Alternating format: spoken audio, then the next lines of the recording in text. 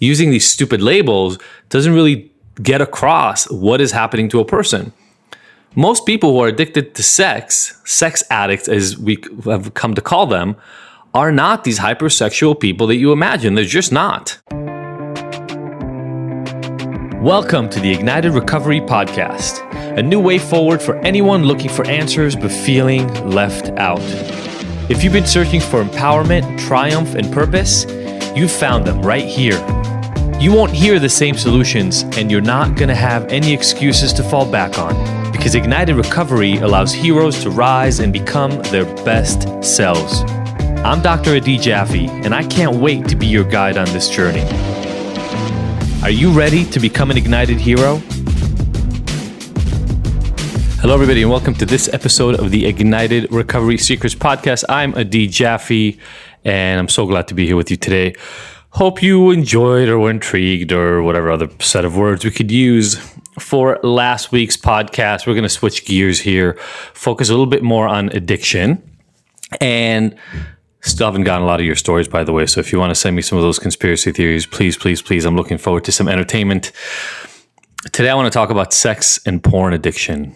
And the reason this really came up for me was starting to think about how I ended up getting help for my struggles with it. And to be honest, it was a pretty convoluted route. And so some of you know, Sophie and I talked in my story, and we'll link to it in our story, and we'll link to it down here, our own experience with cheating on multiple fronts and things of that nature. And, you know, Sophie broke up with me after I first confessed to her that I cheated on her when we were dating. Then we got back together, and then she found not physical cheating, but kind of like psychological, emotional, and then online cheating a few times after that. And it really wasn't until halfway through that process that something got linked for me between the experience that I had with meth, where I kept trying to quit. Like, I tried to quit meth on my own 7, 8, 9 times, and it just didn't stick. And what was happening here around sex addiction, which was, you know, I've worked really hard to get this woman back after I lost her because I cheated on her. And then the stuff kept coming up. And so I went to very traditional SAA, Sex Addicts Anonymous meetings, because it was the only thing I knew of that existed at the time. As things got worse, we ended up finding some treatment options. Still, by the way, the vast majority of them 12-step based, like in all other treatments. And so all the shame, all that stuff was full front and center, and it was the only thing that I had access to. But I learned a lot, and I learned to deal with it, and I learned to function and work. And it took years and years. And then, as per usual, like what happened with my addiction, developed kind of my own route to doing a lot of that work.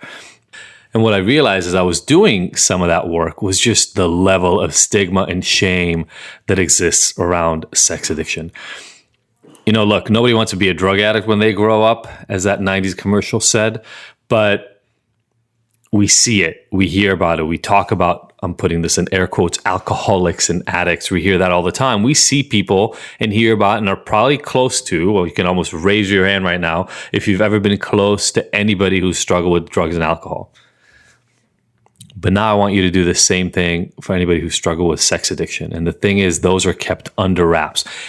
And I didn't realize this because I wasn't struggling with it, or I didn't realize that I was struggling with it really since a very early age. But, you know, the view of people who are addicted to sex are that they're rapists and pedophiles and really terrible people who assault and demean and take advantage of other people. And first of all, who the fuck wants to admit to that, even if it is true? I met some of those people in the meetings, and I definitely saw some of it happen, and talk about deep, deep shame that those people experienced. But honestly, the vast majority of people who try to get help are people in scenarios like mine, where there's either a few cheating incidents or multiple chronic cheating, sometimes a double life almost. It's lived beneath the surface, and then a ton of porn addiction, right? A lot of people are addicted to porn, especially the way porn is delivered nowadays. And so the reality is the vast majority of people are in the rooms for cheating and porn and things of that nature. But the stigma and the image of what is in the room are a bunch of people who rape, pillage, and destroy lives. And that's really hard to sell to somebody, right? Like, hey, you need some help. Go to where the pedophiles and the rapists hang out. is terrible. Now, again, I've met people who fit into those categories as well. And I got to tell you, when you actually understand and hear the stories, I'm not excusing the behavior, but when you actually understand and hear the stories and what they've been through, it does all make sense, like it always does. But I digress. The point is that it's really, really hard to tell somebody who needs help around issues related to sexual addiction of some sort, and we'll talk about what that is here in a second, to go to those rooms. It's just tough. In the same way that people who have a drinking problem have a hard time going to where the quote unquote alcoholics are. So what I thought we could talk about here today is what I've realized and noticed in my own life and the life of hundreds of people that I've seen now. The struggle is really about what sex addiction really is. And the reason why I no longer really talk about myself as a sex addict, but rather say that I struggled with sexual addiction in the past, and realized through the work that what I really had was an intimacy disorder. And that what happened in my life was that I never learned how to connect physical intimacy and emotional intimacy. If anything, I wasn't even trained in what emotional intimacy is. And what that meant was that whenever it came up in my life, whenever it started rising up and I started getting connected to people in a close, intimate way, inevitably, I ran away. And what I ran away to was physical representations of sex. I ran to porn. I ran to women that would give me attention. I ran to opportunities to feed what emotional intimacy would have fed had I known how to use it. And I got to tell you, I don't know if you can tell, but the difference between saying that somebody has an intimacy disorder where they don't know how to connect to others and so they look for physical replacements for intimate emotional connection is very, very different than talking about a sex addict. Why? Because one gives you freaking nothing other than the idea that this person can't have enough sex and all they want is sex. That's a sex addict version of what we understand about sex addiction. And the other actually explains to you what is going on with a human being. And that is the same discussion that I'm having with you guys over and over and over about how using these stupid labels doesn't really get across what is happening to a person. Most people who are addicted to sex addicts, as we have come to call them, are not these hypersexual people that you imagine. They're just not. Some of them are completely sexually anorexic. They don't have sex at all. Some of them are so scared of actual sex, like physical, intimate sex, that they only stick to porn and fantasy.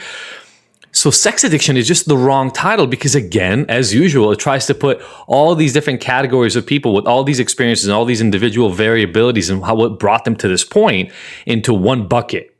And then in the traditional way of 12-step recovery, et cetera, it's saying, okay, well, for all of them, the same help is needed.